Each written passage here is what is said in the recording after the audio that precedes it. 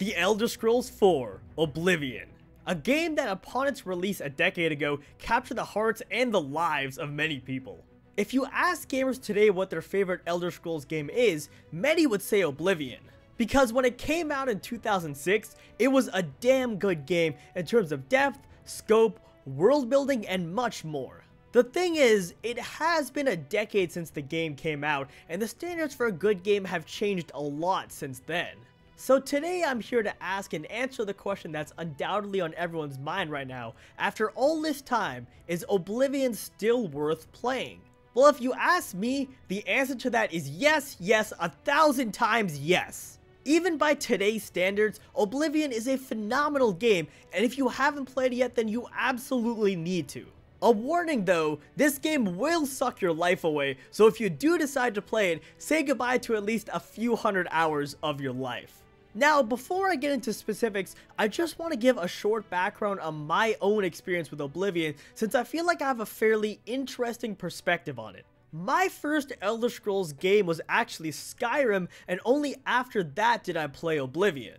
And the reason why I think this is an interesting perspective is that many have made the argument that the only reason why people say Oblivion is still worth playing is because they're blinded by nostalgia, but I want to get it cleared right off the bat that that doesn't apply to me. Oblivion was not the first Elder Scrolls game I played, so I like to think that I'm offering a non-nostalgia tainted point of view. Also, in an effort to keep this video spoiler free, since the intended audience of this video is pretty much people who have played Skyrim, but not any of the previous Elder Scrolls games, I might have to be a little vague on some points here. Because as much as I want to go in depth into specifics on Oblivion, I would rather not ruin things for any of you who haven't played this game yet.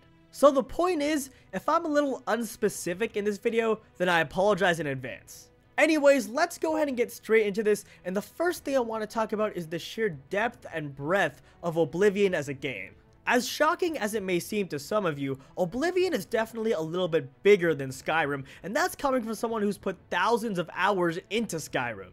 Maybe I only get that feeling because I've played Skyrim so damn much that I know it inside and out by now, but I still get the sense that Oblivion is bigger and deeper overall as well. Also, it's difficult to explain, but Oblivion was more immersive for me than Skyrim was for the most part. I was really able to get into the game, and definitely ended up playing it even more in the first week than I did Skyrim. So in terms of sheer size and immersiveness, Oblivion is just as good, if not even better, than Skyrim. Next, let's go ahead and move on to the factions in Oblivion, and to put it bluntly, Oblivion's factions are infinitely better than Skyrim's. To be specific, the storylines were much better, especially in the Fighters Guild, and the only reason why I mentioned this guild is that I found the companions to be incredibly dull in Skyrim, but the Fighters Guild in Oblivion, while certainly not my favorite faction, was a little bit better. Also, a lot of the faction quests were more unique and enjoyable, which is pretty crazy for me to say, since I love the faction quests in Skyrim. Oh, and we absolutely need to talk about the Dark Brotherhood, because that's yet another phenomenal aspect of Oblivion. Call me naive here, but I really didn't think the Dark Brotherhood could get any better than it did in Skyrim, because I absolutely love this faction in Skyrim. But I gotta say, the Dark Brotherhood from Oblivion takes the cake as my favorite faction in any game period. And the Thieves Guild, of course, is also insanely good in Oblivion. Finally, some of the time faction quests really felt like a chore in Skyrim, but that was rarely the case in Oblivion.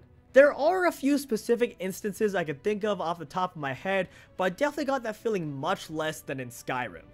Next, I want to delve into a discussion of the towns and cities in Oblivion, since for me this was a massive problem in Skyrim. Was anyone else out there seriously disappointed by the towns, if you even want to call them towns, in Skyrim? I mean, how the hell am I supposed to consider Morthal a major city when it's just a bunch of huts? Well, let me tell you guys that's not the case at all in Oblivion, and the Imperial City specifically is so damn cool. I'd say it's probably bigger and better than every single city in Skyrim combined. So the cities and towns in Oblivion are definitely not going to disappoint you. Now let's go ahead and talk about Oblivion's setting, and I'll be honest and say that this one is somewhat of a downer. Oblivion is set in Cyrodiil, the capital province of Tamriel, which despite its amazing cities, can be rather boring at times. For the most part, it's just generic woodlands and a lot of the same views and scenery, which isn't something that can be said about Skyrim, so in this aspect I'll admit that Skyrim is a tad bit better. However, you do get to go into the Plains of Oblivion in this game, which for those of you who don't know is where the Daedra live, and let me tell you, I thought this was epic. Some of the environments in the Oblivion worlds you got to explore were very cool in my opinion, which I know isn't actually the popular opinion. I do agree that the Oblivion lava worlds got a bit generic and overdone at times, but you can't deny that the first few were damn cool, and it was a pretty fun experience overall. Oh, and speaking of the Plains of Oblivion, the Shivering Isles beats any DLC that I've ever done, period. No lie guys, the environment and atmosphere in this expansion are absolutely crazy and one of a kind.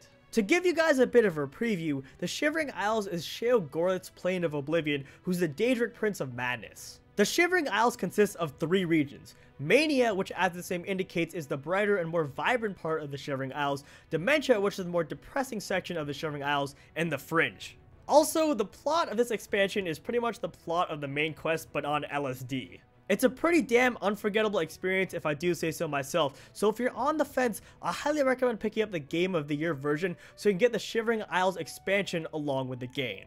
Okay, moving on here, let's go ahead and talk combat, and despite Oblivion having been released 5 years before Skyrim, I actually think combat is pretty great in this game. I feel like this isn't popular opinion either, but while combat certainly isn't as advanced in Oblivion as in Skyrim, in many ways it still stacks up pretty well. The important thing is that I had a lot of fun fighting enemies, so realistically as long as you're enjoying yourself, that's really all that matters. Next, let's talk magic, and guys, this is one thing that in my opinion, Oblivion did way better at times. For one, let's get something out of the way here. Destruction sucked in Skyrim. The master spells were garbage and totally disappointing, but fortunately Destruction is way more viable in Oblivion.